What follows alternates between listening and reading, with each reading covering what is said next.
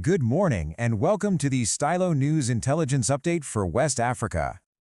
The date is February 11th, 2026. This intelligence update is brought to you by our sponsor, ProWave AI.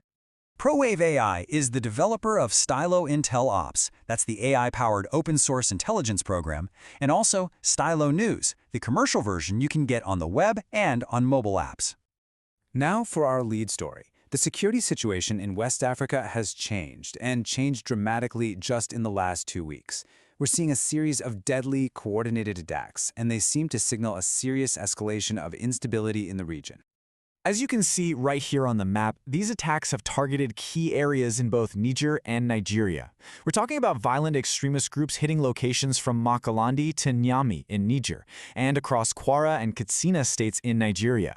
The consequences have been devastating.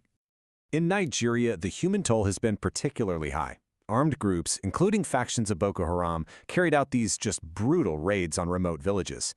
The result? Nearly 200 civilians were killed. And at the same time in Niger, a really sophisticated attack near Makalandi killed at least 36 soldiers. The group known as JNIM, which is short for Jamaat Nusrat al-Islam wal Muslimin, has already claimed responsibility. Now, these attacks aren't just happening in a vacuum. They're taking place against a backdrop of intensifying geopolitical competition. You really have to see the Sahel as a new kind of chessboard for global influence. And on that board, the United States and Russia are pursuing very different strategies.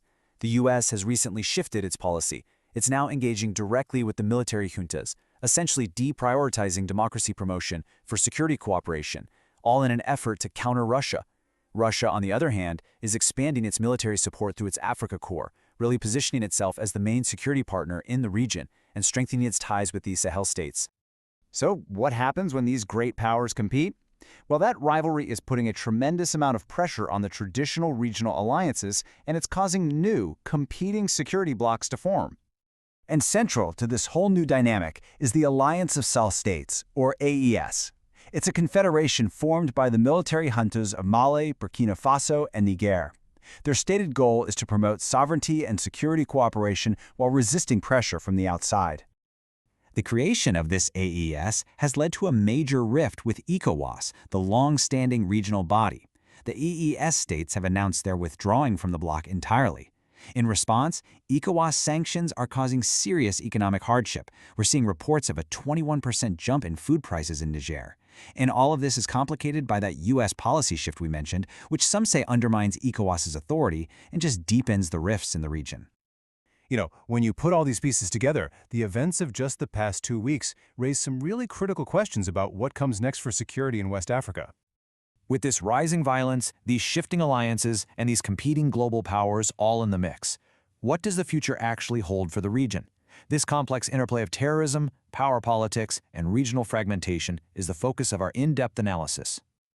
And for a deeper dive into all of this, you can listen to our full analysis in the Stylo News Intelligence Update, titled West Africa Intelligence Update: Terrorism, Power, and Global Stakes.